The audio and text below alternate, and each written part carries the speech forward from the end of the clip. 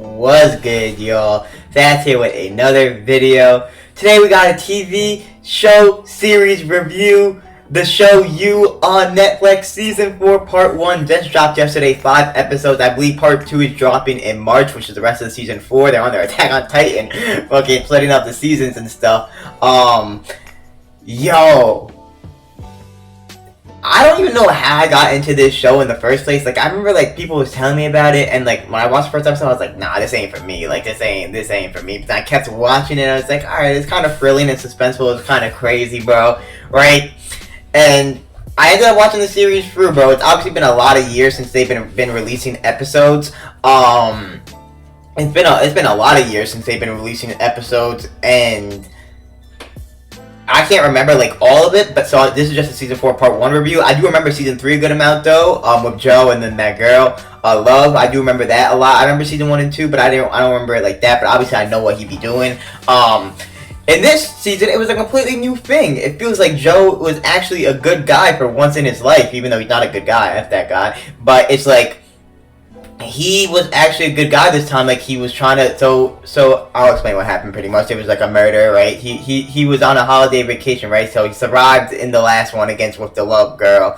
And he moved to wherever it was he was at. I don't even remember where he was at in this one. I think it was like London or something. And it was like his holiday, like Joe's holiday. This was his break to become a good man, to get out of that life that he used to be in, whatever, right? And then it just keeps happening to him. There's these girls and murders and stuff like that, bro. Even the girl from last season at the bookshop was in it a little bit. It was cool because he was like, he was a teacher or whatever. He was a teacher in this one. That's where he moved, and now he's a teacher, right? That wasn't important though. That was just for like the first part of it. But like he was trying to connect it, like as if he was writing a book. But there was a murder, right? So he met a group of friends, right? When he went out one time, he was drunk, right? And then one of the people ended up dying, right? And I mean, obviously Joe's a killer, but in his past there was a lot of stuff, right? But then, so Joe was getting framed for it. This guy was texting him, like he downloaded some app on his phone where the apps just the messages just disappear, right? And saying like, I know about you, I know your past, and shit like that, right? And then people just kept dying from that friend group, right? And then Joe was trying to figure out who it was. Joe and that girl Kate, they ended up being like together, whatever. And I'm trying to think. It was like they were together, kind of-ish, but he was, like, really just protecting her because he didn't want her to die, because Joe was actually not, like, the bad guy this time. Like, he was not the bad guy, right?